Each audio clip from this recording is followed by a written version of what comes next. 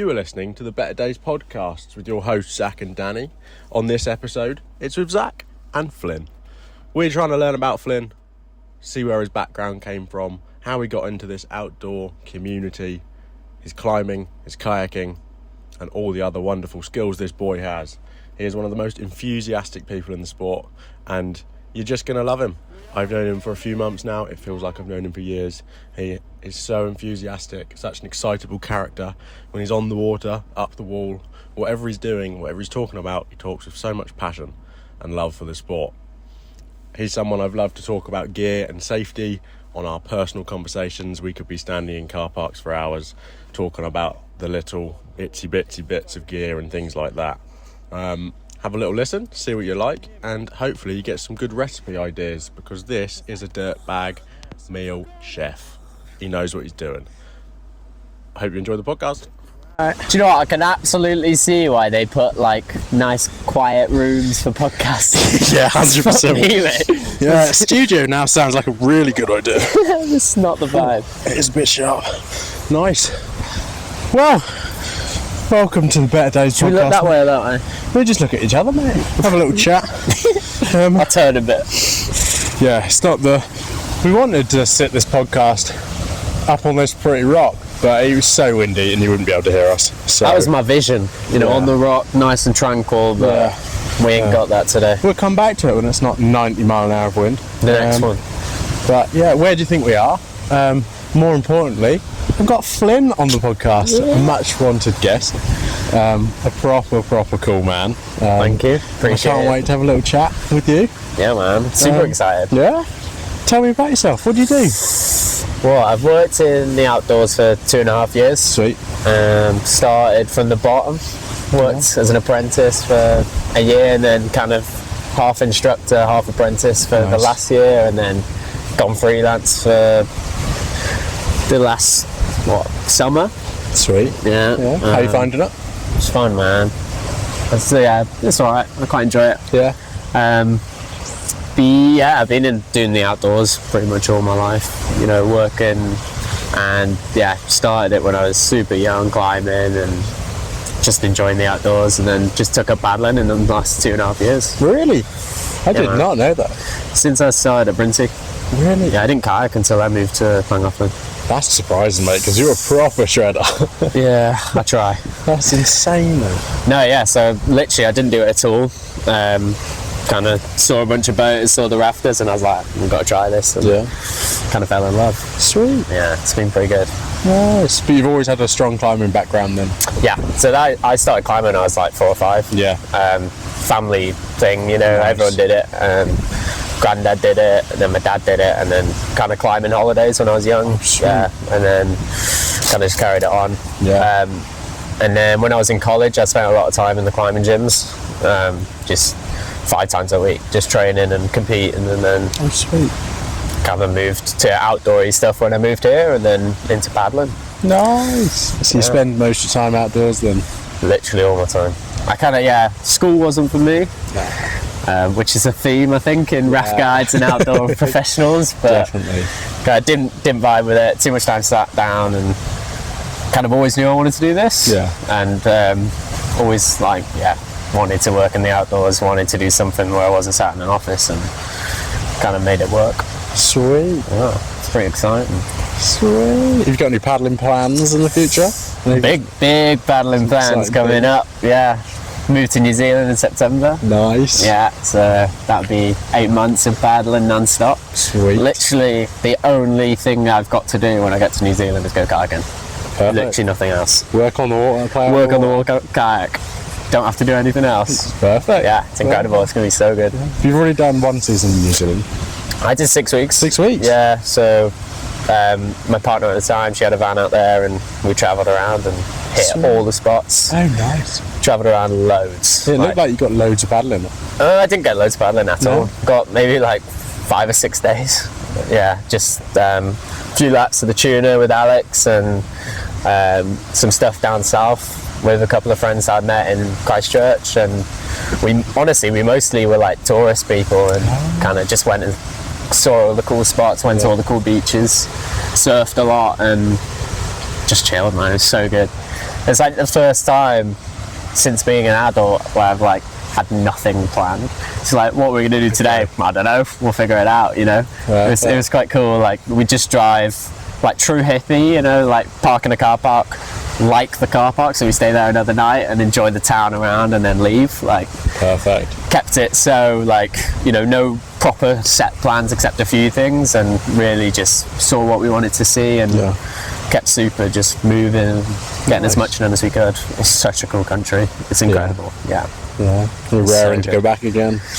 Yeah, I'm so excited. Yeah, it's going to be so sick. Everything's coming to place a lot more than I thought it would. You know, like I've got really lucky, you know, with just how things have worked, and hopefully if it all kind of pans out, it should be a pretty incredible 8 months. Sweet. Yeah, I'm super excited. I'm happy for you. I know, I'm super. Yeah, it's going to be so good. Yeah. Sweet. Yeah, man. When you're in North Wales, where's your favourite place to, like, if you're up a mountain, where's that? And if you're on the water, where's that? Interesting. I don't know, I love so many rivers. My personal favourite in North Wales has got to be the Wynion. Yeah? It comes in and it's just so lappable, it's fun and it's cool. It's just, it's such a good river, but I'm sure everyone's got the same answer, right? The Dee, you know? Yeah. I love the Dee, and I love how much you can do on the Dee, and it's always like going to be the local, I think, forever, you know, and it's the one river that everyone's so creative on, because it's like sometimes that's all we got, right? You know, so you've got to be creative, you've got to, you know, be trying new things, and I love the river so much. I suppose we're lucky to have something that runs every day there. Yeah, I mean, like speaking to people, just in general, we're lucky with what we've got all around us. You know, we're only travelling as far as 2 hours for every good North Wales classic, right? Yeah. You know, from where we are, we can be, you know, Dorney, like, that's very true. Dorney Glens, whatever, you know. And it's a perk. We've also got a river that runs every day of the year, right? Yeah. It doesn't get better. But yeah, Wynyon's incredible. Glaslyn, really like the Glaslyn. We had a great Glaslyn. Mate, we really did. One of those proper, like, you know, spur of the moment times. And it was like 8:30. Was it a Friday? Oh, no, I don't even. I think so, yeah. Because I was working, like me and Reese were working full day the next day. I was working with Alfie the next day. Yeah. But yeah, got to the river at 9:30. Yeah, so I was on a lap. You did a lap before me. We both did a lap. I did a lap with Reese and Alfie and Dan. And then we were just before Towns, and I got a call from you being, it's in, it's huge, do you want to do it? Let's go. And we just sprinted down, met you in the car park. It was so good. And I knew the gauge was off earlier this year, so I was a bit worried. Yeah. But I was saying to Alfie, who'd never done it before, like, it'll be fine. What a first level there. I said, a little bit of water's good, we'll be fine, it'll be nice and fluffy. And we get there, and it is huge. Yeah, it was massive. It was so big. But it was so warm as well. Like, I wore a shorty with nothing underneath, and, you know, it's like, I think got off the river. Well, before I saw you before, and we were like, I was convinced it was going to come in. I was like, we should just go now. And we should have. Yeah, and because we were going to got like 15 laps in. And then, we would have got there at like 5, 6. Because you were like, nah, and I was like, fair enough, we'll see what's happening afterwards. And then kind of got off, and it was just so big. I was like, we've got to go. Like, we can't miss this. This is perfect, you know. I got off the water at 10 that night. Mate, it was so late. But it was too good to leave. Yeah, because me and Reese got back to Bottom Car Park 2 in the morning. Because we stayed at the Glaslyn for like 2 hours and had dinner, didn't we? Yeah, we were just about to leave, and then Reese pulled out some halloumi. and decided to make halloumi Started burgers. Grilling in your van. And the ribs. Yeah, and the ribs. The weird veggie ribs. Yeah, they were pretty good. Yeah, they were pretty good. We had a beer and then, drove back and got back at 2 o'clock. Pretty sure you, did you go for a Glen in the morning? No, I went for a Glen the day after. I did not have that in me. It's 2 o'clock and I was like, I gotta go to bed. This is late. Yes. And then full day the next day. Yeah. Long, but it's so worth it. 100%. The summer rain. Although you don't want to push yourself too much and tire yourself out, as I've found. But, in the small ripper as well.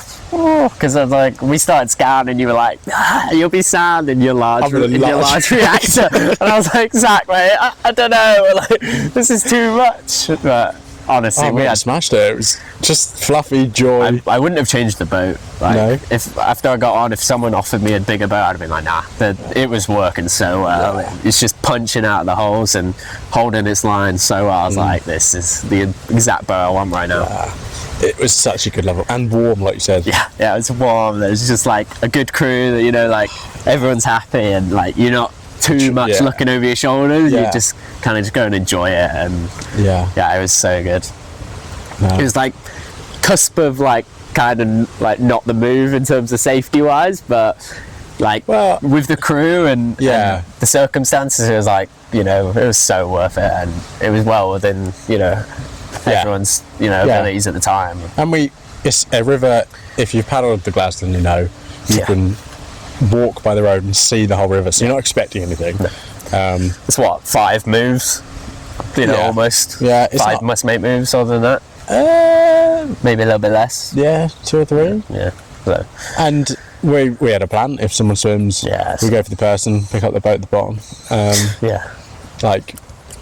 We had kit with us, but I mean, you're not fixing a pin at that level. No. You might tie it off, and that'd be about as much. Yeah, not in the dark. Exactly. Just leave it for the morning. I feel like we were safe on that river. Yeah, for sure. And I think like we all went in it with a good headspace. And, definitely. Like, we could have dealt with something if it happened, but at the same time, the crew that was out, like, I think.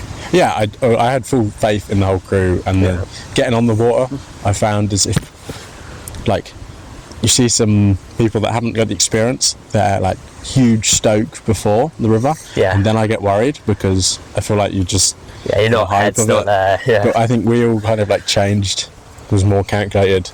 Right, here we go, stay tight. Nice line, and it worked fine. I was tired that day, and I don't know if you saw it, but I took a good 20 minutes before that where I just didn't talk to anyone. I was like, I just need to remember these lines. You know, it's late, I don't want to fuck up, I really want to be on it, and kind of got on the river and almost didn't talk for at least 10 minutes before, and just really made a point of being on it. You know, but that feeling getting at the bottom, that bottom eddy, that was good. But I think like I had that feeling halfway up it where I was like, oh, I'm so locked in here, like everything I'm doing is working, and I was like planning 3 moves ahead, and you're like, this is exactly the headspace I want for these like slightly gnarlier days. And I was like, I couldn't have been in a better headspace on that river that day, which is a nice feeling, you know. You don't get that all the time, and it's fluffy levels that are flowy and moves link, and so flowy. You can keep the nose dry. It was big so skips. Flowy. Massive skips, and it was so good. And we weren't getting on a rising river either. It dropped out. It dropped and dropped and dropped each level. Which it made like considerable drop as well, like a noticeable drop.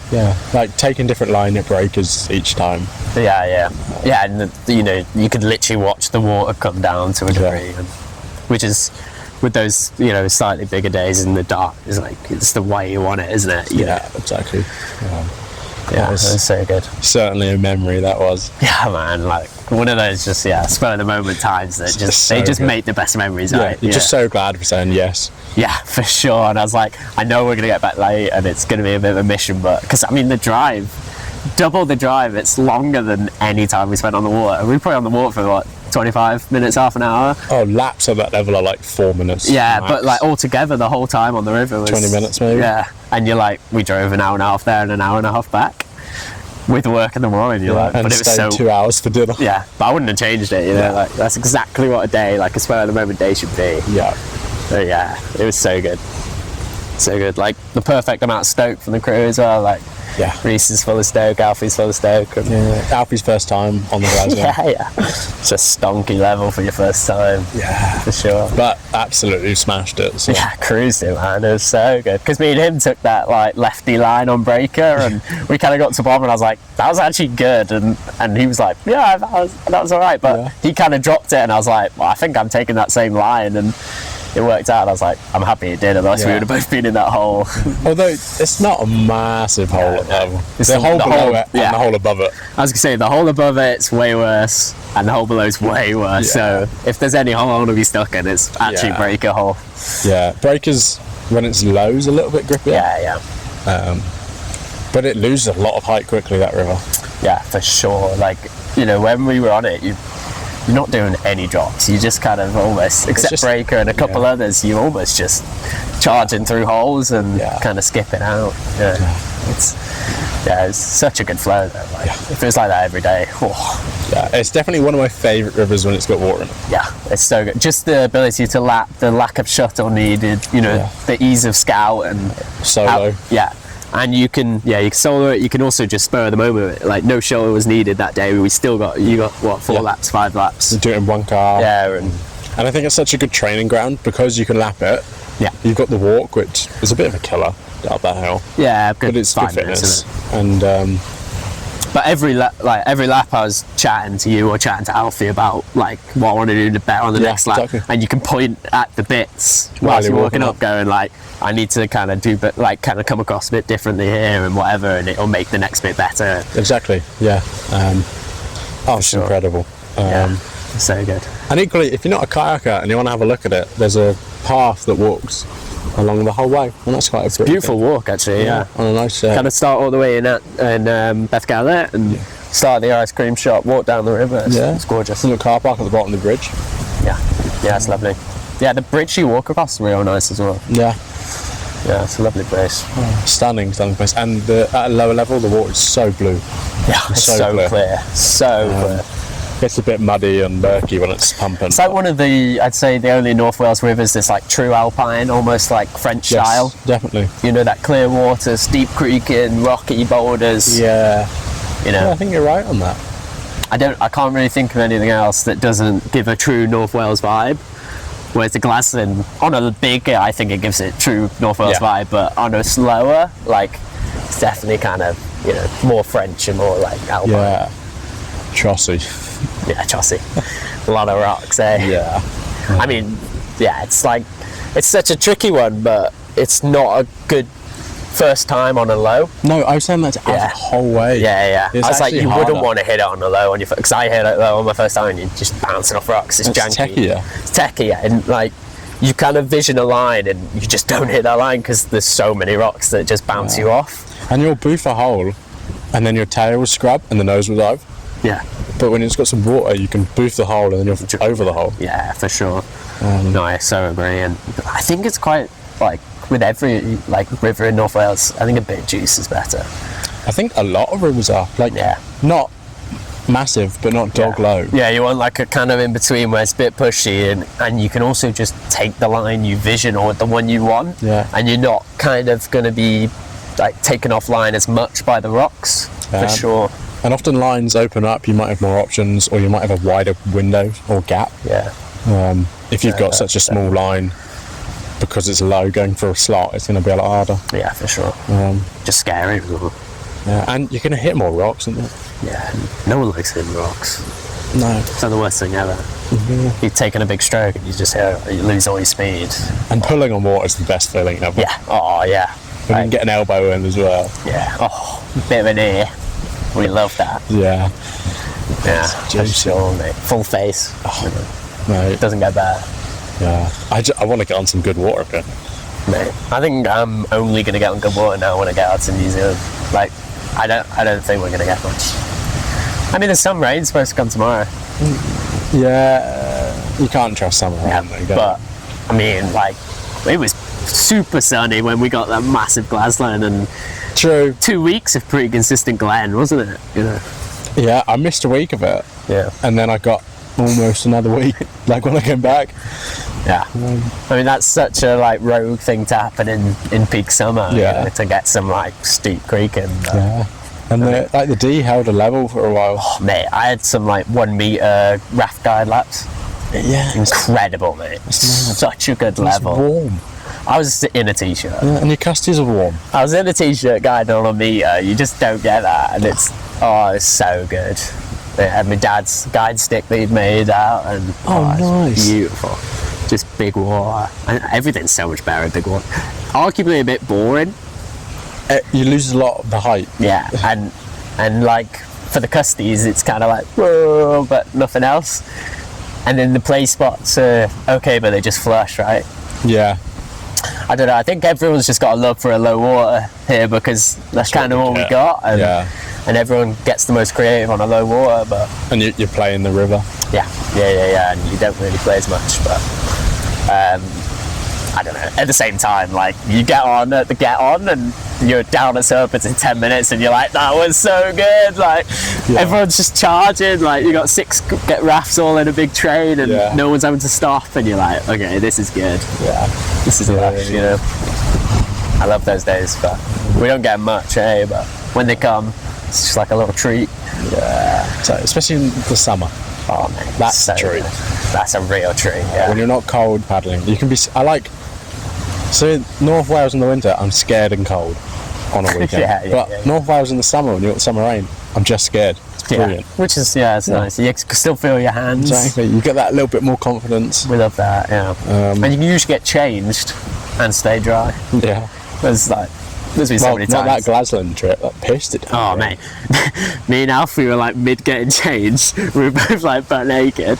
I was in my towel and he was just like in his pants. Yeah, because he didn't bring any clothes. I know, yeah. He just came in his kit. We were both barefoot, and then we were like, oh, those boys are still doing a lap. We should probably check they're alright. And then we like frolicked down the road, like, you know, I was in my changing room using his pants, and we were running down just to make sure you guys are alright. And it was so funny. Like, there's just a river through the car park there. I was like, God, it was too much really, but yeah, it was so funny, man. So good. Now, I'm interested to find out about your love for climbing. I am just solid interested for the kayaking. I'd love to get into climbing, and I'm meeting a lot of people that love their climbing. What is it that does it for you? I'm at a point with my climbing that, you know, grades, I'm not chasing grades. Cool. At the moment, like, I'm sure I'll have scope for that in the future, but right now I'm just loving big days in the hills, like scrambling, big multi-pitches, like just spending long days, like adventuring through the rock, and that's what I love for it. Like, starting the days, 6 in the morning, and just like being on the rock all day, and like properly having to navigate where you're going, and it's just bit adventurous, bit sketchy, and you're like, this is my love for it. You know, I love that so much, and it's so good. Honestly, that's the best bit for me, is that like proper adventure of it, and like, you know, ticking off as much as you can in the day, and really like filling a day, and you know, proper, like, your head's got to be screwed on for like 90% of it, and you know, a lot of the time it's not because of the technicality or the grade, it's just like where you are and the environment, and you know, constantly looking at where you're going, like checking rocks aren't going to fall out, and really, I'm such a love for that. It's so good. Honestly, it's so good. But yeah, there's so much for it in North Wales, as well as like endless stuff in the Ogwen Valley, and the link-ups you can do in Ogwen Valley. Like, I did one a couple of years ago, me and a friend, and we were out for about 13 hours, and we linked like 5 routes, like started all the way at Llynidwell and ended up on the east face of Tryfan, and linked like 5 scrambly and climbing routes on the way, and we ended up doing like 25 pitches of climbing, and it's such a big day, but it's so good, you know, like proper, like sit in the van the night before and plan this mad little adventure and just try and just complete it, and you're like, okay, that was a worthy day, you know, made it worth our while. It's so much fun. But yeah, I got a big love for it, and I think like there's so much I don't think I'll be able to do much in New Zealand, because I just don't get the kit. It's like out there, and I'm not going to be able to take all my stuff out, but out there it's incredible. So is it? Beg, borrow and steal when I get out there, and see if I can get some done, because the mountains out there, honestly, it's North Wales on steroids out there. Like, really, everything's just bigger and wider, and it's so cool. Have you got anything you'd love to get out there, like anything special, or you just take it what you can? There's a lot of stuff on like the western coast of like the peaks, and there's a big mountain called Mount Aspiring, and like some people have done it in a day, and it's like a very rogue day, because you start in the car park, you like ride your bike, it's like a very long day. It'd be cool, but like you have to like cross glaciers and stuff, but also moving fast, and like I won't have the kit or probably the knowledge to cross glaciers fast, but we'll see. Like, I've got quite a big thing for like just thinking of the roguest thing and going for it and seeing if it'll pan out. And have you got an interesting story like that, mate? What, of something not panning out? A nice sketchy day you were telling me on the van way up. Oh yeah, that's what my new. Oh dear, that one was a scary day, mate. But like, yeah, something on the Llywelyn on the Snowdon Horseshoe. It's what we thought was just going to be a nice big day, and it's a day where like I think everyone's like, I'd like to do that because it's one of the longest multi-pitches in North Wales. Okay. So it's about 13 pitches, about like 200, 300 metres. There's a lot of grass coming up. Yeah, it's flying in my eyes. Yeah. But yeah, it's like 13 pitches. It's a pretty long day, and kind of, it's not hard climbing, but we thought, you know, it'd be a cool day. Started about 5:30 in the morning, walked up, and we soloed the first pitch because it was just quicker, and straight from the get-go it's so hard to kind of figure out where to go. There was just like so much you had to do and move around, and then like maybe 2 pitches up we kind of started to realise it was real loose, and like we weren't sure if we were en route, or because you can't, like, you know, once you're on a wall you're looking at this topo that's like a helicopter from like 100 metres away, and you're like, am I there? You can't figure it out because you're just looking up at just rock. So we were like, for probably at least half the day, at least about 3 hours a day, we didn't think we were en route. And then we just, we started coming across some real loose rock as we got up, and we started pulling off boulders that were like, I mean, I pulled one off about that size. Really? Yeah. And size of like a small table. Yeah, mate, I've got a video of one, and it's like literally I kind of just pull on this thing, and this like basic coffee table size like rock just falls below, and you're like, oh, that is wow. Like, imagine if that came from above. And it's gonna finish you, isn't it? There's a couple like big, like maybe like 2 rugby balls like size that kind of like just petering, and you just kind of get to it and be like, whatever you do not touch that. And there's a couple of times like my partner who I was climbing with, one of my friends, and he was leading up, and he'd be like, I put a big cross on a rock that you could not touch, and I'd get there and it'd just be wobbling. I'm like, oh my god, if that came down and hit me on the head, that would have been game over, yeah. And then I'd kind of stand there and be like, I think I should kick this off, because in case someone else comes up, and then you're like really scared of someone below, and then you just like throw it out as far as you can, and it'll just like off all these like rocks below, and you're like, oh, that could have been me. Like, oh, it's so sketch. But honestly, the scariest thing isn't really it hitting you, but it's it cutting your rope. So like, you know, it would just cleanly cut a rope. Like if one of those rocks, not even a big rock, kind of came and just hit exactly on an edge, it would just cleanly cut your rope. And if the rope's sitting on a rock, yeah, whatever. You know, like there's times on that route, the gradient's not wild. It's, you know, it's not completely vertical all the time, and you know, you've got about 40 meters of rope out, and that's 40 meters where a rope, you know, a rock could hit, and if it does, you're kind of 200 meters up a wall, and you've got 2 halves of a rope, and it's not ideal. I suppose you can't just tie it. Well, it's not ideal, but you could just kind of work on, say you had 20 meters. You work on 20 meters. It'd just be a long day. Lots of yeah. But I think there's been, I was chatting to one of my friends who's in mountain rescue on the Ogwen mountain rescue, and they reckon they have about 7 rescues on there a year, something around that figure on that like route that we were on, or on that face. And it's simply, I think it's just long days people don't like account for, and I think maybe it's like slightly sketchy terrain. But do you take like a almost safety kit for an unplanned extended day? Like, yeah, so we carry a bivvy bag, carry a first aid kit with thermals in, carry, like, it was a sunny day, but I had 2 puffer jackets on me and a waterproof, and we kind of was quite light on our like food, but with like the figure that we could get benighted, where you're there for the night and you carry on climbing in the day, but you carry head torches, and if we were there that long, we would have just carried on through the night and climbed with the, you know, I think we had 2 head torches, so it would have been fine, but it's not ideal at all. Yeah. I've never been benighted on a route though, but one day. But you're ready to have to camp out. Well, it's part of an adventure though. It's a good story if it happens. Yeah. But no, you definitely carry the kit for it in case it happens, and that's probably like good 20% of your bag's just filled with that stuff. Yeah, stuff you don't actually use. Yeah, just stuff that sits at the bottom just in case. And And then you carry stuff like prussics and, you know, a knife and stuff that, like, if you need to ab off whatever you need to do, you've got that sort of stuff as well. Because, like, there's possibility if you're abbing off, you get, like, ropes stuck and then you have to climb the ropes, and that's a whole ordeal in itself. So what does that mean? I have no knowledge of climbing.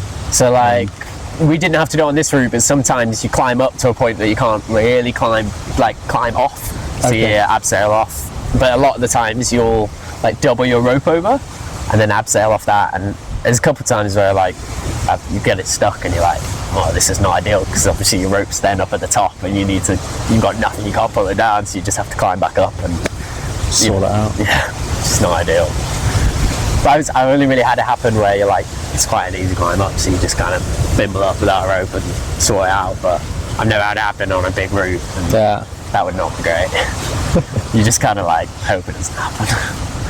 It's my logic. Yeah, I like your logic, mate. I don't know, there's been a couple of like safety courses I've done with Tom Parker, and he's like, what do you do if you're swimming towards a tree? And he's like, just don't, like, just avoid it. And I'm like, okay, I like that logic. I'm going to use that in other parts of my life, you know. That is very Tom Parker logic. Yeah. I mean, it's good logic though, right? Yeah, exactly. If you're going towards a big tree, just don't. Yeah. Yeah. Just try not to allow that to happen, you know. Yeah, that's very true. Yeah.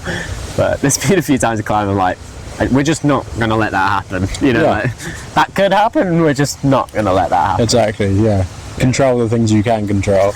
Yeah, like, it happens quite a lot in trad climbing where it's like, just don't fall. Like, you've got the gear if you do fall, but you're like, just don't. Yeah. Like, it's not a nice fall, you know, like, it's not going to be pleasant, so you might as well just not. Yeah. Which is kind of works, but when you start pushing your grade, you're like, well, I'm getting closer to that red line of falling. Yeah. And it's not good, you know, but it's part of the game, I think. Now I'm going to ask you a question, and it might be stupid, but I don't know the answer. Go on. How often do people fall, or is it, if they're a good climber, not often, if they're a bad climber, quite a lot? The good climbers fall way more, because they're pushing the grade. Yeah, right. You know, it's similar to kayaking, like, the best kayakers probably roll the most because they fail the most. They fail the most, and it's the exact same with climbing. Like, you know, in trad, everyone, like, really the top end of trad, like, people are like really testing themselves on top rope so they don't fall, like, you know, on lead. I mean, none of this means nothing to you, right? Or so two people go. No, so one like, person goes up. The lead, like, you start on the floor with your rope, right? And top rope, the rope's already there, so you don't fall anywhere. Yes. Do you get what I mean? Yeah. So people use top rope to kind of figure out the routes, figure out where they're going to put their gear, and then they lead. It's called a red point, but this is like top level. Like, people do it on easier stuff, but like the pros use it as like a way to kind of make sure they don't fall, because a lot of times at, like, you know, that E9, E8, E7 almost, you're like, if you fall, like, it's not ideal at all. Like, broken legs, broken back, kind of really? Like, yeah, really not ideal. Which, you know, Wow. yeah, not ideal. But it's the same with kayaking. Like, Yeah, you drop true. into these like grade 5 gorges, you're like, you don't want to swim, right? That's true. It's not going to be ideal if you swim. That's true. It's the exact same with climbing. It's not going to be ideal if I fall. Yeah. Yeah, it's just like, it's literally the same. It is mad talking to, like, other sports people. Yeah. They think kayaking and climbing's mad, and then they do something like skydiving, which we think is mad. Yeah, you're like, everything kind of, is if you mad. compare the top end of it, Yeah. then you're like, well, it kind of makes sense. Yeah. Because, yeah, there's so many sports like that, right? You know, like motocross. Something like, you'd be like, well, it's not too bad, but if they start hitting bigger jumps, you're like, well, that's, you know, you get to a point where you're like, you just can't fall, or just can't, you know. Yeah, you've got to land this right. Yeah, whatever, you know. Yeah. But, yeah. I love speaking to you about all this because you're so enthusiastic about everything. You're so excited. Yeah, so the, like, 2-hour chats we've had in Bottom Car Park about safety kit. And you're like, we're just comparing points here. It's like, this is so exciting. But I like that. Yeah, I'm a big fan of that. And not everyone's like is it a gear nerd? Yeah, I'm a gear nerd. I'm a slut for a gear nerd. Yeah. You know what I mean? But I like it that there's some people that are like, oh, there's new gear come out, I want this. Whereas I'm very much the same as you. Like, you were telling me how you've set your buoyancy head up works so well. Yeah. And I love that. Yeah. And then each of us have all the gear we carry, but how we use it. That's the bit I I've like. changed my buoyancy up now. Oh, have you? What you got? So like the 4 meter sling Yeah. is now fully in, Yep. and then it's probably like 120 centimeter clean line, like no figure eight on the other end with the pulley bit. You know where I had it in the Velcro-y bit, Yeah. the crab, and then that's now the shorter one. The Is that a full loop? Is that what you use as your sling? 120 sling? Yeah. Yeah. But there's now a clean line, like just like a broken piece of webbing. Oh, yes. Do you get what I mean? Yeah. And then there's no figure eight on the end. Yep. And I could just tie the figure eight if I need. Yeah. But I found like rafting mostly, I'm either going to use it to flip, but I'm It's a using shorter piece of rope. Yeah. I'm using that like my paddle now, but more like sitting and covering at the bottom of town. Yeah. If I need to, I'll hook in, like I'll clip the crab and then I'll hold that on the rocks, but it's a clean lining, you know, which is better than having a big figure eight on the end. Yeah. And then if I need a figure eight, I can just tie it on. That's what I'm going with at the moment. I'm sure I'll drastically change this when I start full-time kayaking and no rafting. Yeah. Because I just don't need that much slingage going on. No, that's true. Yeah. But it's good to be adaptable for those situations. Yeah. I mean, I think I'm going to become a sucker for a cow's tail when I get to New Zealand, because like you arguably can't live in New Zealand, work on the rivers and not have a cow's tail. They love a cow's tail out there. Yeah, this is different, like, environment, Yeah, isn't it? it is. And I don't know, I'm a big fan of a cow's tail in the right setting. Like, I've never used one, Yeah, so, you know, take it with a pinch of salt, but yeah. I think big water, grade 2, 3, coaching. With coaching clients. People that are probably like going to have more time out of a boat than if you're just on a personal app. Yeah. Makes sense, right? But when you get into that like grade 4 or grade 5, you're like, ugh. Especially like you look at the environment in New Zealand, you've got big rocks, you've got siphons, you've got stuff like that. You're like, you probably don't want like a loose end of a, like, even if you can release it, you're like, why put that risk there An extra. in the first place? Yeah. If you're not going to, because like, how often are you going to tow a boat in steep grade Exactly. 4, right? You're not. Yeah. We actually had this exact same conversation on the last podcast. Did you? Yeah. Love and that. I think with clients, and if you're coaching, especially beginners that you want them to have wet exits and swim and learn, it's so much quicker and easier. For you, and if they're like they're in cold water, you'll get them out quicker. It's a win. Yeah, for sure. But then, like you said, like on that Glasgow, if I swam and my boat's floating down, there's no way you want a 300 litre boat of water on the back of you. Not at all, mate. Like, yeah. Empty it if you can and try and get it to a side, but Yeah. I mean, like, I'm less on board of cow's tails in this country just because the environment we're in. yeah. Like, even you take simple whitewater, the Wynyard, the Conwy, how many trees are there, right? Yeah. And how many, like, sticky outy branches. Yeah. Where, like, even just a slight bit more, it's just another chance, isn't it? And it's just another thing that can get snagged and cause you a problem. Some are getting a lot like tighter to the buoyancy head, Yeah. but then you see some that I don't know if they're old, but they're slack on them. Yeah. It's like having a hula hoop around your Yeah, waist. I was on the train on T-Fest last Friday. I saw a couple and I was like, oh my God, like, they're like below the boat. I'm like, how is this allowed? Like, does someone not come up to you and go like, that's a bit rogue, mate? Like, what are you achieving there? On the train as well, you don't need to tow boats. I think Push it to the it's side. like a trend. Yeah. People see it like a new bit of gear. Oh, I'll have that, and sure. don't actually know what. I don't think they know what it's. Not that they don't know what it's for, but when they'll actually use it in the So environment. agree. I so agree. But then, if you're a coach, and I think it'd be brilliant. Yeah. And I think, like, you know, in that big water you've got out in New Zealand, you know, the easier whitewater, you tend to be on rivers as wide as like 100 metres, you know. Exactly. I'm not going to push that to the side. No. I'm going to tow it. Yeah, and if you can just clip. Yeah, instead of getting my sling out, you're like, why not, right? Exactly. It makes so much sense. And Yeah. just, especially if you're doing it like 4 or 5 times a day, you're like, surely Exactly. you're going to find the easiest option Yeah. to make your definitely. life easier. And right now, the cow's tail's that easy option, isn't it? 100%. I guess- I was always brought up, if you've got a reason to justify why you do something, Yeah. then it's fine. Exactly. It's and- just the people that you ask, and they're like, because my mate does it. Yeah, Like, yeah, that's yeah. wrong. Yeah. You get that a lot, and in both of our sports. I imagine so, yeah. In climbing and you know, Yeah. in kayaking as well. Yeah. I imagine there's trends almost set by like the idols in the sport of what they wear, what they have, what they Yeah. use, what they do. Yeah, for sure. And you know, like climbing, like an easy example is like these uber thin like harnesses that are meant for like alpine use or really hard sport climbing, where it's just your like red point harness and people wear them as like daily gym runs, and you're like, you're spending more money on a harness and it's less comfortable. Yeah. And it'll wear out quicker. You're like, you're only wearing this because you saw anyone to wear it. Yeah. Yeah, for sure. And it's the same with like, but it's what you see in magazines, what you see on social media, isn't it? Like people wearing super aggressive climbing shoes for super easy climbing. It's like, you're only wearing that because you saw it in a magazine, which is, it's just marketing, isn't it? Yeah, exactly. But every sport's got that. And yeah, same. Like, yeah. Companies need to make money somehow. Yeah, like bold claim for me, but I think the new Sweet helmets are gross. You know, the faded ones? What is in the colour? Oh, yeah. I hate them. Well, I think they're horrible. But, like, I think they could have brought out any colour and someone would have bought it because it's limited edition Sweet. I think limited edition means everyone's going to have it. Yeah, like, I think people bought those helmets just because, like, they were limited edition.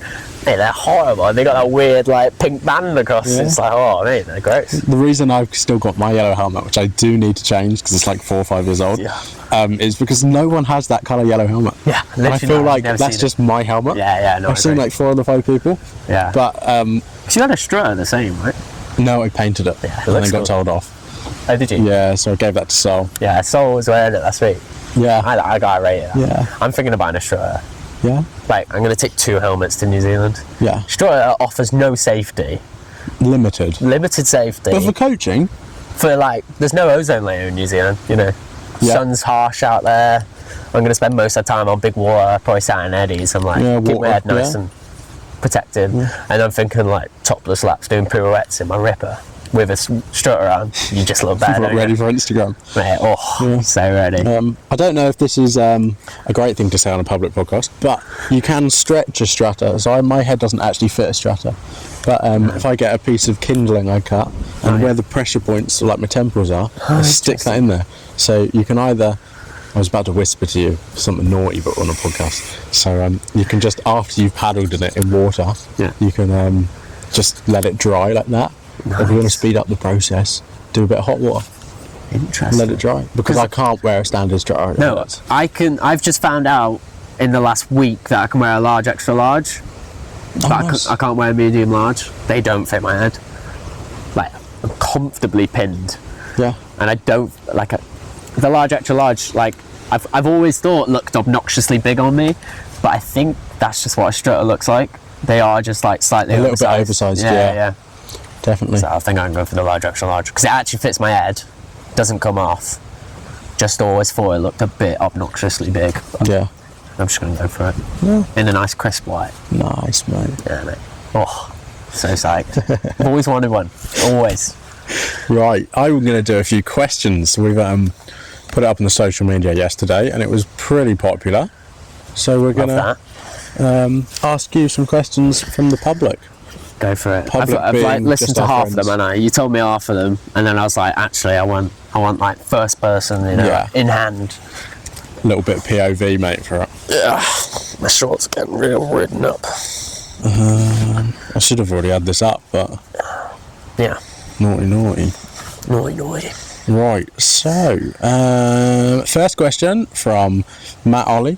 Yep. Filmed a lovely podcast with him yesterday, but didn't plug the microphone in, so we'll have to redo that. I feel like that guy, on a rogue side note, kind of appeared from nowhere, didn't he? Like, yeah, it just kind of rocked up bottom, and now he's like the nicest. He's the nicest guy ever. Always asks me how I'm doing. Yeah. Always offers help. Yeah. Always wants to like lift our rafts on. He's so genuine. Yeah, I love that guy. Yeah, and like, I've been ill for the last month, and he's been calling me. Like, keep me up, and he was like, he just called me out of the blue, being like, "How you been, Zach? Where are you? I'm worried about you." No one even told him. I love that. Because I text you, I was like, "Why aren't you in bottom, man? Like, I want my after lap chat." Yeah, shout out Matt. He's a legend. But he's given us a few questions. Love that. He's gone red or brown sauce in your morning bap. Brown sauce, kind of bit of kick, gets going in the morning. Nice. Bit of like back throat tang. Sweet. I like quite an aggressive amount. Yeah, I'm aggressive. I like it. I'm not a fan of an egg in a sandwich. Ooh, on a side note, I can't agree with you on that. But I think. So, what are we talking for the breakfast bat?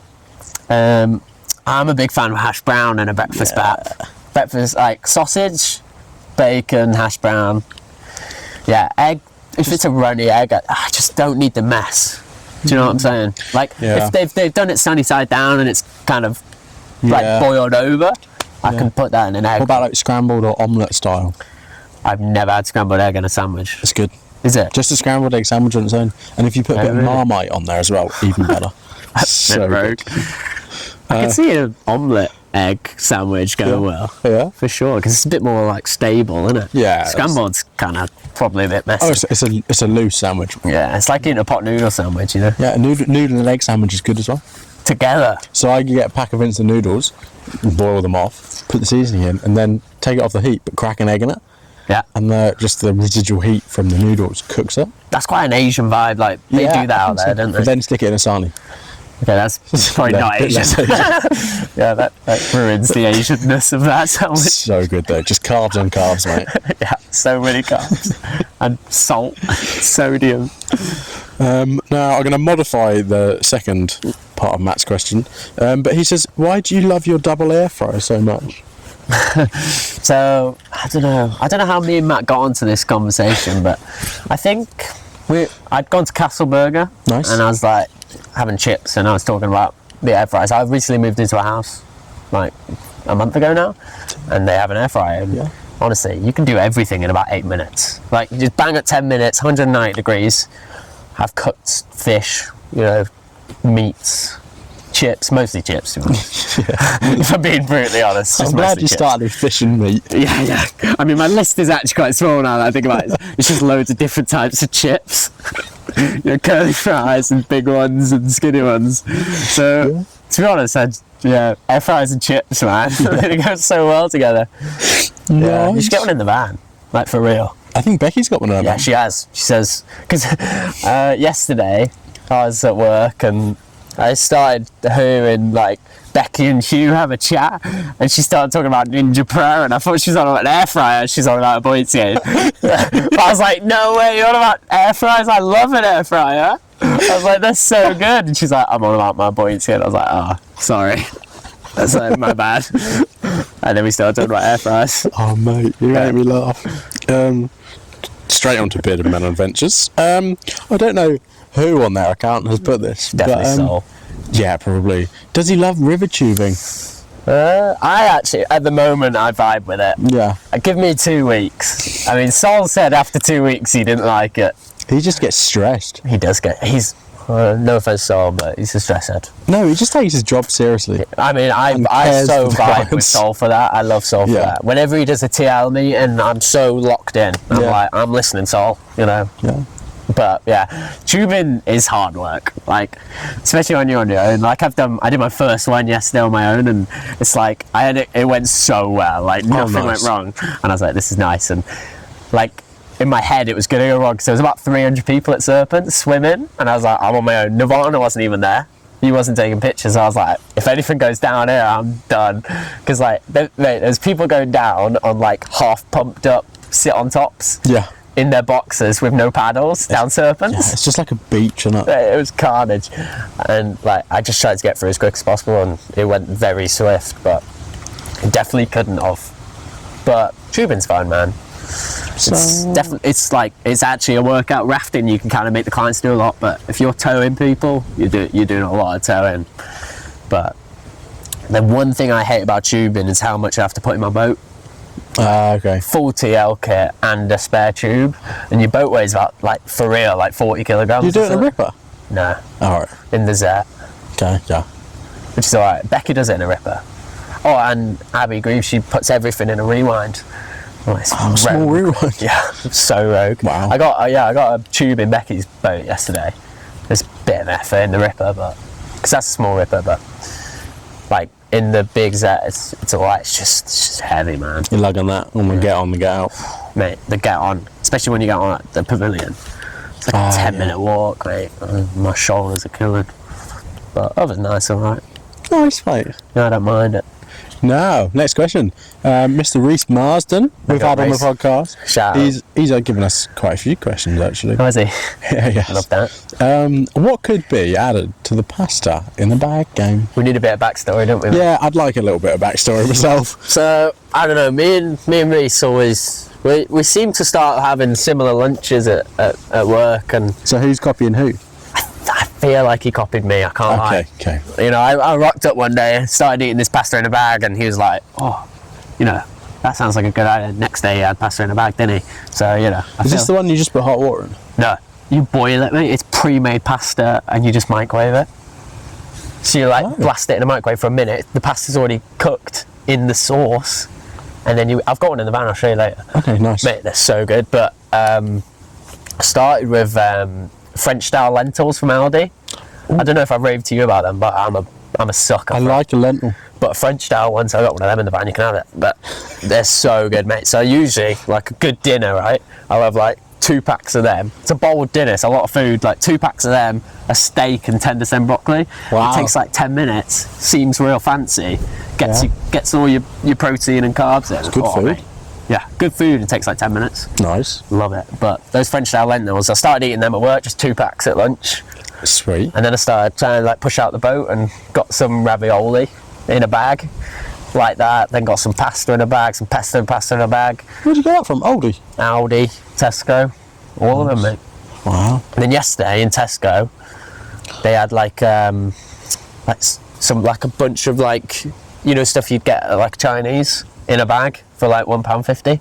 So I got to try it. Singapore noodles, not it though. Don't get them. Yeah, right. They're just a bit dry. Right. I had them for breakfast at 8:30 in the morning, so that's probably the issue. Yeah. It was Sunday and I went to the shop at like 10 to 8, thinking like I'll get some food here for the day, and it shut on it.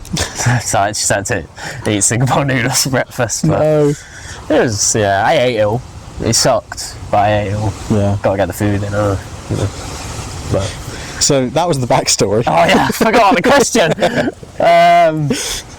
Yeah, honestly, I'm going through them currently. The Chinese ones, they've got soups in a bag, which you could get a tin, but like they look like quite nice soups, so I might try a soup. They also had like So what are you going to be adding the soup to the bag of pasta? No, change it up, just soup. But they had like a I don't know what you call it, but like they had like udon noodles and a broth.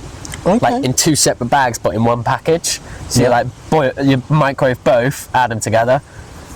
So that sounds like a plan. But the only issue I have with that one is the fact that I have to use a vessel, a bowl. Yeah. Whereas the thing with the bowl in the bag, I just eat it out of the bag. Sometimes I've not even got a fork and I'll just slurp it, and it works. Nice. Usually I just beg, borrow, and steal a fork whilst I'm at work, and make sure I clean it and get it back. But I'm a big fan of like a slurp of the pasta. Nice. Get it down quick, you know.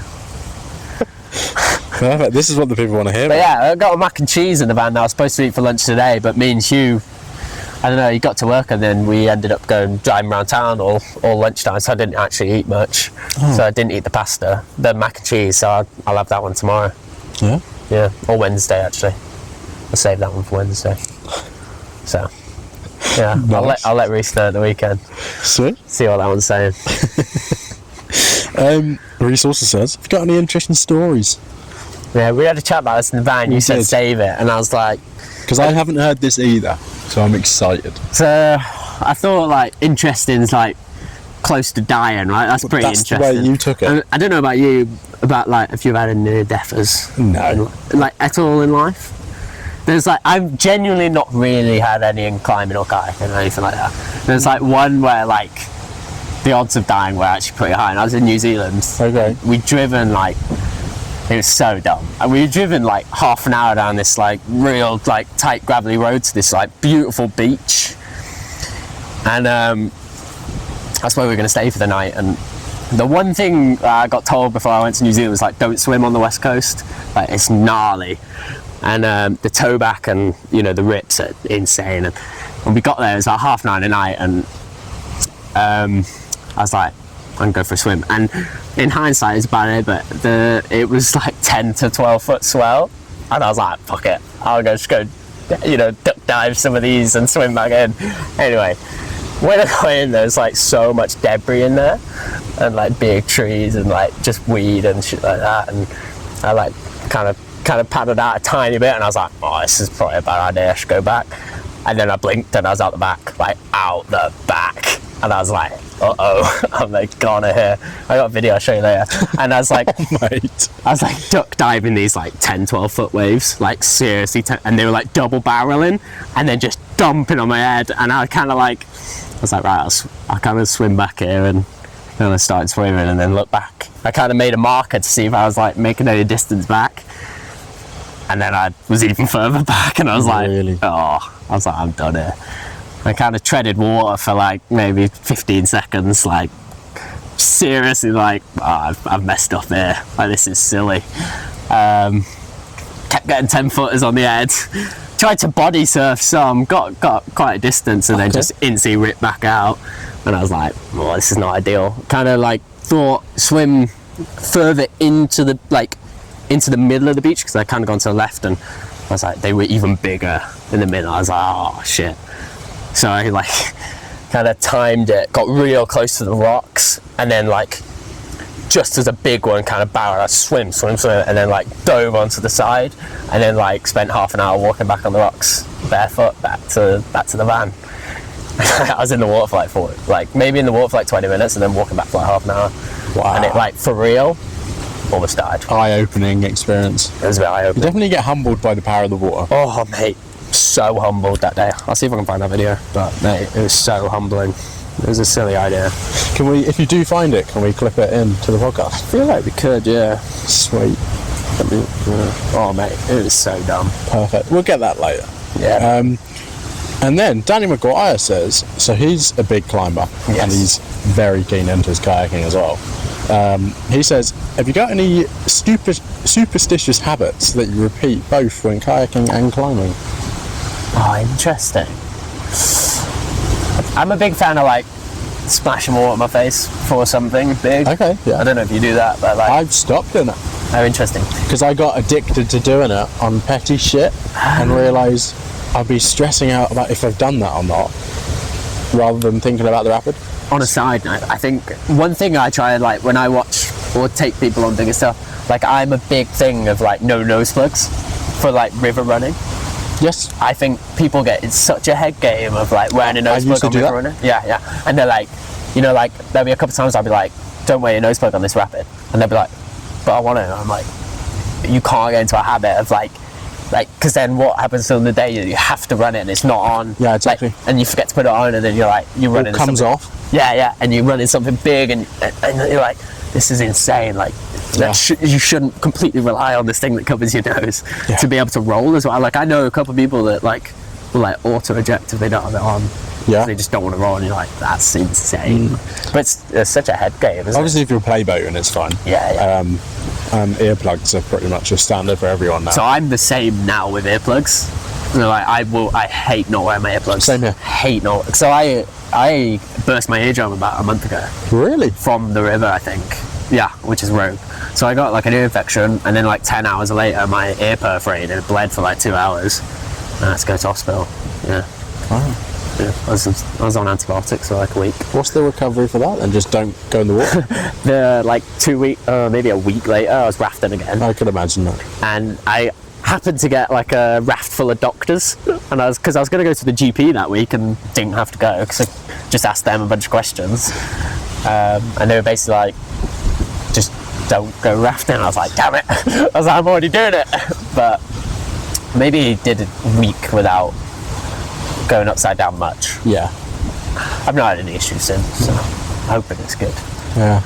But I think it was like I was doing quite a bit of canyoning at the time, and I think like the pressure of hitting the water kind of really was like banging it maybe weakening whatever. But honestly, worst, like horrible pain, like seriously horrible pain, like around just your whole face just ached. Yeah, because your ears are just connected to so many things. Oh mate, my cheek was just in so much pain. And your jaws start hurting. Yeah, literally everything. And then like when it burst, all that pressure like relief, and you're like, oh, that was nice. Oh really? Yeah. So like it was so horrible. It was crackling, and then it just went like, and then just bled.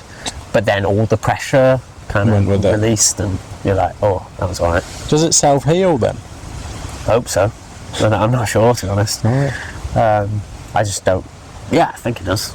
I don't know how long it takes, but hopefully less time than how long it was until I went back into water. Yeah.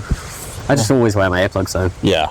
Like I try so hard, like even rafting, I have them in. Yeah. I a lot of time where I didn't, because I was like, oh, I need to be able to hear people, but I'm actually like screw that, I want my ears. You know what I mean? If they want me that bad, they can whistle. Right, okay. Yeah. But like, you've always got line of sight, and like, mostly vision over shouting anyway when you're rafting, isn't it? Yeah, so, that's true. a lot, and like, they don't fully block your hearing, so if anyone's shouting me marginally loud, I'll be able to hear them anyway. But yeah, I really try not to get on water without them anymore. Yeah, definitely. And I think surfers is such a big problem and a worry of what we have. Yeah, for sure. And like, I don't know if like I've ever really had anything like, you know, that kind of relates to having it, but you know, like definitely days where I've had like less hair and you're like, oh, it's not ideal. Yeah. But I think, everyone, you know, worries that they're going to get it, don't they? And it's not ideal. It's not one you want at all. No. Because it's like it's arguably like worse than actually injuring yourself. Because like, at least when you're actually injured and you can't be on water. Exactly. You don't want to and you like, can't. if you have to get the surgery and they pull all the bone out, then you're off the water for like 3 months. Yeah. But you're perfectly healthy. Fit, strong. Yeah, whereas fine. like if you kind of bust something, you're like, well, at least I can't do it anyway. Whereas if you do your ears, you're like, it's such a mental game, I reckon, because you're fully fit and healthy, ready to go, but you just can't actually do it. Yeah. You know, which would be way worse for me than actually be injured. Because at least you just uber focus on the rehab when you're injured, whereas like an ear, you just got to wait for the heal, don't you? And there's nothing you can do, you know. So that is hard, isn't it? Yeah, for sure. But yeah, not enjoy that. I think we will go on to our quick fire questions, and yeah. So I should know these off by heart because I've done these so many times, but I will just quickly find them.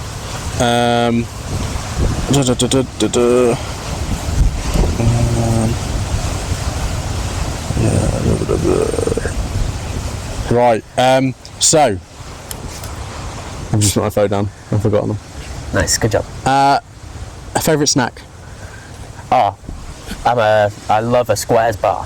Oh yeah, nice. Mate, I'll eat like 4 or 5 of them in a day. They're good. They're so good. Good on carbs. So good on carbs. One of my climbing friends is like, you should get on the squares game bar, and now I eat them so much. Sweet. So much. I'll go for like 2 packs a week, if not more. The most I've eaten in a day is 8. I ate 8 in a day. Is that a big multi-pack then? No, I just buy the Aldi off ones. Oh, there's like 5 in there. So I went for like a 5-hour run on like all the mountains. And 5-hour run? Well, I had a plan to do, you know, in Ogwen Valley, you've got the whole, you got like the Glithers on one side, and you've got the whole other range on the other side. I ran every single one on that range with the intention to go across the other side, then do Triv and all the Glithers, and then all the ones on that side. Wow. But it was really hot, and I ate all my squares bars. So I was like, wow. It's mad. And then I got back to the van, and like 10 minutes later there was a thunderstorm, like raging lightning. I was like, well, I was glad I wasn't up there. Time that well. Yeah, so anyway, 8 in a day. That's a nice record. Yeah, I stick with the marshmallow ones. I don't go rogue with like the big chocolatey ones. I'm just a big fan of the marshmallow. They're not an animal. No, simple. You can eat them so easy, and they're better when they're warm. Okay. You know, like a lot of snacks aren't better when they're warm. That's very Melted true. squares bars, banging. Yeah, chewy. All the marshmallows kind of so nice. good. Love the squares bar. Oh, my next question is prettiest place Whatever that you've seen. It doesn't have to be kayaking or climbing, but anywhere. North Spain, Picos de Europa. I once took a what are those little things in the sky? Conveyor belt, you think? Gondola? Yes. Took a gondola up to this like beautiful place full of rocks. Incredible. So nice. good. Sweet. Loved it there. Like, we had like cloud immersion. Oh, nice. So hot. Lovely day. Perfect. Big fan. Sweet, mate. And yeah, I'm just trying to play it off. Worst injury? Dislocated shoulder. Ooh, how did you do that? Mate, do you know what annoyed me about that? It was kayaking, right?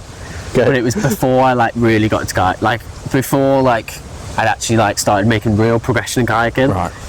It's just, it always plays on my mind now. And it's always like what, as in it could happen again, or? Yeah. Right. And like, because everyone says it always happens again. If you do it once, it happens again. And like,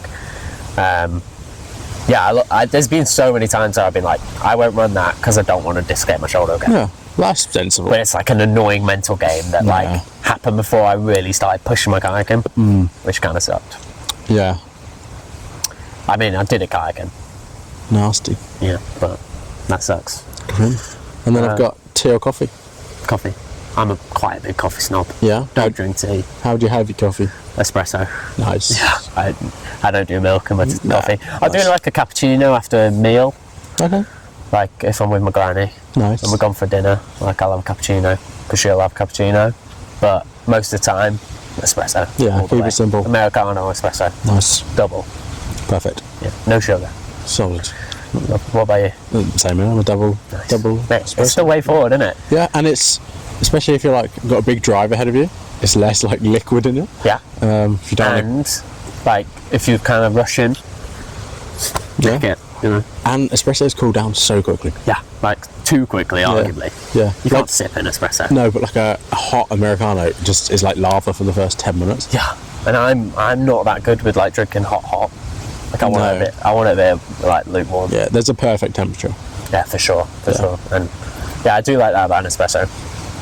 And they taste nice, especially if you get like, it's the only coffee that you can really just taste the coffee.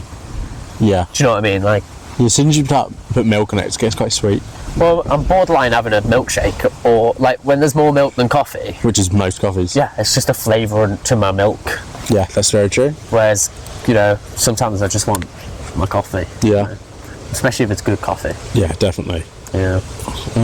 Now this is the important question. This is the controversial one that there's only one right answer. Go on. I'm right and Danny is wrong. Interesting. It's a Jaffa cake, a cake or a biscuit. I go biscuit. Only because, look at the packaging. Okay. Well, that says cake on it. I mean, like the way it's packaged, right? How many can you get in a box? At least 20. You No. never get 20 cakes in a box. You don't get 20 Jaffa cakes. I reckon you get 12. Do you reckon? There's no way there's 12 of that. 20 in there. My point still stands. It's in a cylindrical wrapping, and they're all stacked on top of each other, just like biscuits. Yeah, but you could stack cakes up. Vegan. It'd have to be such a specific cake. It'd have to be a plain muffin. Otherwise, you're just gonna have nothing but mess.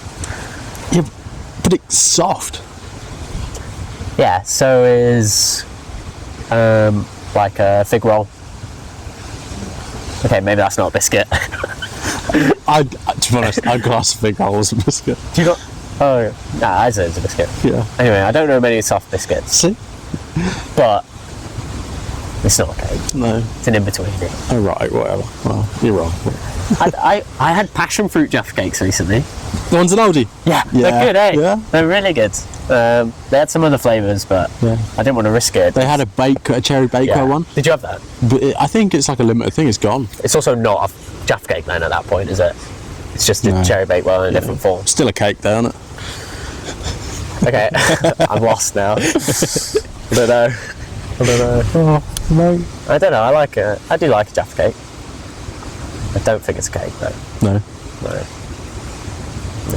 Well, Yeah. not everyone can be right. Yeah, that's true. I guess. I guess it doesn't crumb like a biscuit though.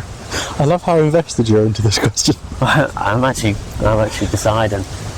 I don't know, man. No. It's a hard question. I think we need a bit more research. I know there is a right answer, but I'm not agreeing with whatever that is unless I'm right. Isn't that just everyone ever in the world? No, there's an actual like tax reason for it. Oh, what? Because- It's a cake or a biscuit? Yeah, because you don't have to get the VAT on it or something.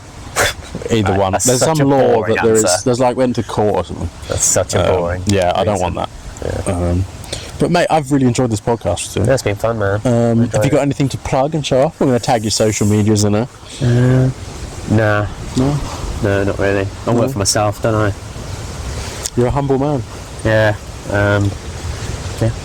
That's it, man. But have a follow of Flynn's Instagram because he's going to New Zealand and he's going to get on the media game. Yeah, and really make some try. banging videos. Yeah, try my best. Who would you like to see on the podcast? That's what I'm asking guests now. Oh, I like that. Oh, what's that? You had little Huey on here? Not yet. Just get a look. Is he already in the list? He's in the list. He's not on yet. Little Hugh would be good. Oh, It can be any sport, it could be a personality you like. Oh, you'd have to come back to me, I think. I don't know, man. Nah, I ain't got it. Yeah, Daniel Jones. Yeah? I thought you would have. I think it's next week's episode. Give me a post. Interesting. Exciting times. Love that. Sweet, mate. It's been an absolute pleasure. Yeah, I've loved it, man. We'll do an update in April when I'm back. 100%, definitely. That's the whole reason of these podcasts, just to catch up with my friends, let them go on their adventures, and then have another catch up with my friends. I sure have a wicked tan by then. Yeah. Yeah, that's what I'm going for. Nice. So we'll see. Perfect. Yeah, man. Thank you very much. Thank you, mate. Now onto the cringy shit. Do the subscribing and the liking and the sharing. That's the good one. Just tell everyone about it. Like, tell your family, your friends, your work colleagues. Just annoy everyone. Yeah, exactly. If your dog can speak, get them to them. Sheep. Yeah. And do that. Follow us, and I'm so bad at this. Yeah, follow us. Yeah. And Just leave it at that. because I don't really care at the end of the day, but I need to care about that. Yeah. So yeah, I do Make care. Zach Do follow care. us. Yeah, exactly. Yeah, sweet. Equally, if you want to send us a message of who you want to get on the podcast, do that. And it's not even that windy anymore. No. I know, right? We should. Nice. Look at that. It's windy. Okay, yeah. Too windy. But yeah, perfect. Thank you very much, mate. Thank you very much. Sweet.